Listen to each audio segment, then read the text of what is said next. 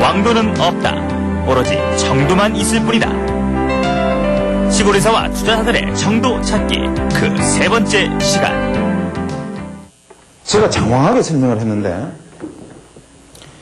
여기서 말하는 ABCD를 계속 그린 것은 실제로 제 매매 일지를 보고 ABCD 표시를 한 겁니다. 그냥 그대로. 잘하죠, 매매? 저렇게 하면 수익을 크게는 못 내릴지는 몰라도 절대로 손해보는 부분은 없습니다. 그러니까 제가 지금 이야기를 드리고자 하는 바는 무엇이냐면 이렇게 해서 돈 버세요라는 얘기가 아니라 물론 사실 제가 어디 이것만 보고 매매를 하겠습니까? 솔직하게 말씀드려서 그냥 사례를 들은 것이죠. 아까 변동성이라는 것은 이런 겁니다라는 것을 설명하기 위한 사례를 든 것입니다. 이대로만 해도 가만히 봐도 손실은 안 났겠지요. 손실 안 납니다. 절대로 안 납니다. 원칙이 그렇게 중요하다는 것이죠. 이거를 그러면 이 비밀을 한번 캐봅시다. 왜? 이 아이는 왜 여기서 멈췄을까? 이렇게 가다가 어떤 거는 왜 이렇게 가다가 여기서 더 가지 못하고 여기서 멈추고 어떤 거는 여기서 멈추고 이거는 왜 더 올랐을까? 가능했을까? 어떤 거는 왜 이쯤에서 멈추고 했을까라는 것이 이상하지 않습니까? 그게 바로 이 덩어리들이 지속적으로 하나로 보이는가 하면은 잔잔하게 많은 움직임들이 여러 개가 걸쳐져 있습니다. 지금 이것은 이 40개의 봉을 중심으로 한 밴드입니다.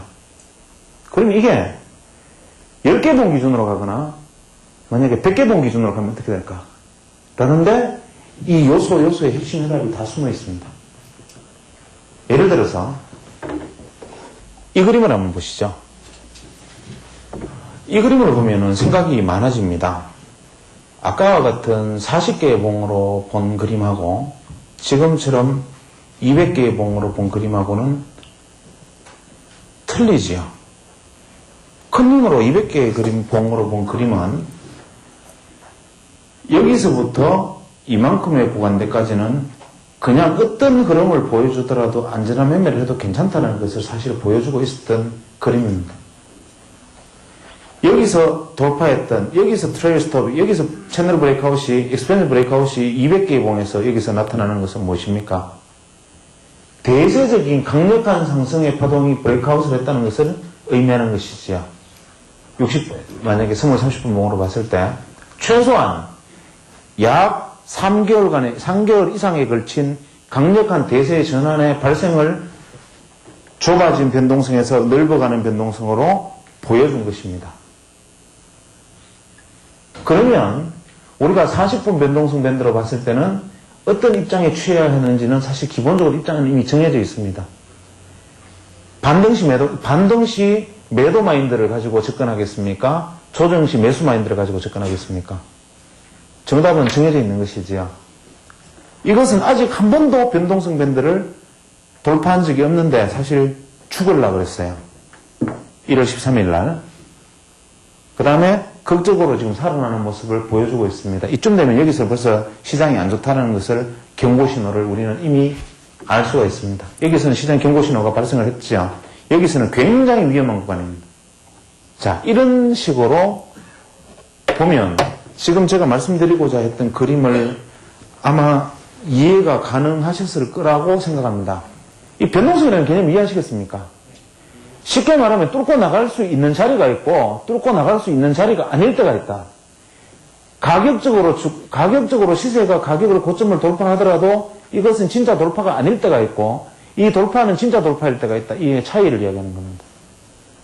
만약에 현재 40개 봉의 볼린저 밴드에서 42평에서 볼린저 밴드의 변동성을 벗어나서 밴드 상단에 들어가고 있다. 이 말은 뭐냐면 200개 봉의 밴드 상단 지점은 그 바로 위에서 저항선을 형성하고 있을 거라는 거죠. 변동성이.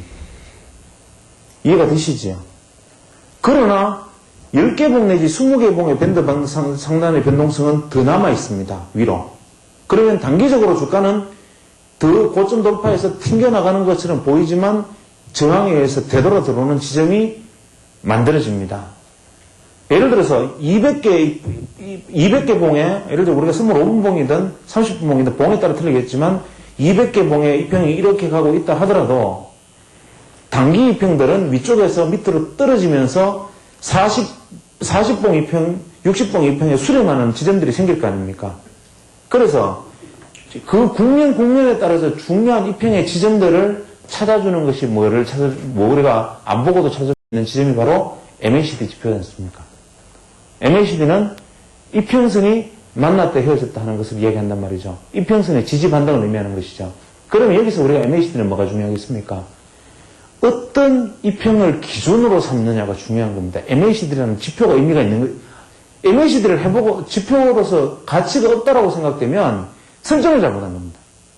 현재 이 시세에서 예를 들어서 우리가 시세를 보면 이런 장기 이평 위에 중기 상승 추세가 펼쳐지면서 이렇게 가 있는 이 위치하고 장기 이평 위에 단기 이평이 이렇게 막 크로스해 나가서 막 벌리려는 이 지점하고는 의미 있는 이평의 지점이 틀리죠. 만약에 장기 이평에 중기 이평이 막 골든 크로스를 내는 지점이라 하더라도 단기 이평은 이렇게 벌어져 있단 말이에요. 단기 이평이 이렇게 끌어올려야 중기 이평이 장기 이평을 그저 골든 크로스 하는 위치가 되잖아요. 만약에 이것이 한 점 지나버리면 장기 이평 위에 중기 이평이 이렇게 벌어져 있다 손 치더라도 실제로 단기 이평은 이렇게 와 있는 지점도 있을 수가 있는 것이죠. 그게 내가 매매하고자 하는 국면이, 내가 보고자 하는 국면이, 내가 보고자 하는 변동성이 축소냐 넓어졌냐는 그 국면이, 변동성이 밴드가 좁아져 있는 국면은 어떤 의미 있는 이평 사이에 컨버전스, 서로가 수렴되어 있는 지점일 수가 있고요. 이것이 돌파되어서 변동성을 뚫고 나가는 지점에서는 어떤 의미 있는 이동평균선이 벌어지기도 하지만 어떤 면에서는 어떤 이평선들은 지네들끼리 오히려 들어붙는 자리이기도 하단 말이에요. 그러니까 이평선이 벌어진다고 폭발하는 것이 아니라 어떤 이 지점에서는 이 이평과 이 이평은 벌어지는 확산으로서 출발하지만 반대로 그로 인해서 어떤 이평들은 오히려 그것으로 인해서 수렴되는 자리가 있을 수 있다는 거죠. 그러면 MACD는 어떻게 설정하느냐에 따라서 실제로 시세는 분산돼서 크게 확장되지만 MACD는 수렴되는, 영선으로 수렴되는 경우가 있을 거고 설정이 제대로 되어 있으면 실제로 MACD가 실제로 주가는 수렴됨에 있어도 MACD는 벌어지게 설정할 수도 있는 거란 말이에요. 그러니까 제가 다시 말씀드리고 싶은 것은 뭐냐면 이해를 해서 사용하든지 사용하지 마십시오 라는 얘기를 하는 거죠.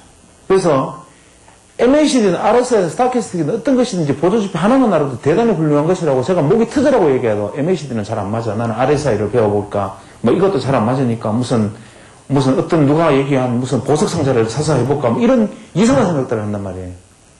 그래서 이것들의 근원적인 이치의 맥은 무엇이냐면 지금 제가 드리고자 했던 이야기들의 맥은 무엇이냐면 시세의 응축과 분출의 지점들은 존재하고 있다는 것이죠.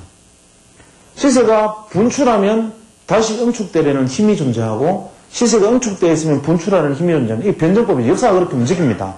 반드시 그렇게 만났다 헤어졌다 컨버전스 다이버전스 하면서 움직이는 것이 시세의 이치인데 시세가 이렇게 가다가 힘이 떨어지는 지점, 시세가 응축돼서 터지려는 지점, 이러한 지점의 고비마다 이만큼 올라서 응축될 때는 지표값들이 어떤 것이 의미가 있고 어떤 이평이 의미가 있는 지점이 될 수가 있고 이렇게 올라가서 이렇게 응축될 때는 그 아래쪽 지표들의 응축이 의미가 있는 지점이 될 수가 있단 말이죠. 예를 들어서 보조지표 하나만 보더라도 요 구간까지는 보조지표 값이 굉장히 중요했는데 이 구간만 벗어나면 아무런 의미가 없는 지표가 될 수도 있는 것이 바로 주식시장에서 칼을 사용하는 방법입니다. 이것들을 기본적인 원리를 만약에 이해를 하지 못한 상태에서 계속 그냥 ATS 있는 대로 그냥 보고 책 사가지고 그대로 하면 죽으라고 계속 죽습니다. 안 됩니다. 그러니까 이것을 지금 제가 오늘 드린 말씀이 만약에 복잡하다고 생각하시면 집에 가서 이해를 그냥 한번 생각을 해보십시오. 제 친구가 던진 이야기는 이 화두는 어디까지 생각이 가야 할까를 생각해보고 그 방향성이 일부가 이해가 되시면 그 방향대로 나가셔야 됩니다. 강연이 끝나고 투자자들은 무엇을 느꼈을까? 평소에 이렇게 좀 좋은 소리를 많이 하시는 것 같아갖고 관심 있을 것 같습니다. 시골 의사님 강의 들어온 거예요. 의사분 치시고는 굉장히 논리적으로 잘 집어가지고 설명을 잘 해주셨어요. 가슴이 와닿고 매매를 좀 해볼 만한 기법을 좀 많이 하신 것 같아요. 많이 좀 기술적인 분석이 아니고. 이제 투자자들에게 한 발 더 가까이 다가선 시골 의사, 그리고 이어지는 대구 강연회. 시골 의사 고고, 다음 주를 기대하세요.